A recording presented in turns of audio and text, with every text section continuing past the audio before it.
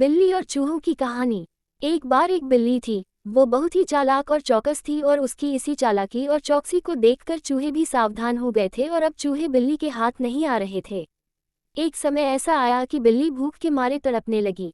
एक भी चूहा उसके हाथ नहीं आता था, क्योंकि वो उसकी आहट सुनते ही तेजी से अपने बिल में छुप जाते थे। भूख से बचने के लिए बिल्ली योजना बनाने लगी। तभी उसके दिमाग में कुछ आया और वो एक टेबल पर उल्टी लेट गई। उसने सभी चूहों को ये सोचने पर मजबूर कर दिया कि वो मर चुकी है। सारे चूहे बिल्ली को ऐसे लेटा हुआ अपने बिल से ही देख रहे थे। उन्हें पता था कि बिल्ली बहुत चालाक है, इसलिए उनमें से कोई भी चूहा अपने बिल से बाहर नहीं आया। लेकिन बिल्ली भी हार मानने वालों में से नहीं थी। वो बहुत देर तक उसी टेबल पर उल्टी लेटी रही। धीरे धीरे चूहों को लगने लगा कि बिल्ली मर चुकी है। वो जश्न मनाते हुए अपने बिल से निकलने लगे।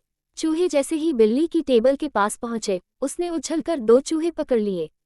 इस तरह बिल्ली ने इस बार तो अपने पेट को भर लिया, लेकिन चूहे अब और भी ज्यादा सतर्क हो गए। 2 चूहे खाने के बाद बिल्ली दोबारा भूख से तड़पने लगी, क्योंकि चूहे अब बिल्कुल भी लापरवाही नहीं बरतना चाहते थे।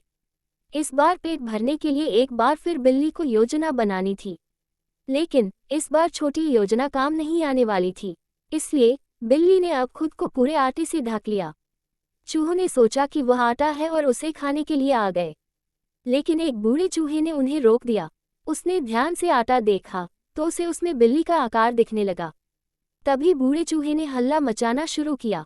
उसने कहा, सब अपने बिल में चले जाओ, यहाँ आटे में बिल्ली छुपी है। बूढ़े चूहे की बात सुनकर सारे चूहे अपने बिल में चले गए।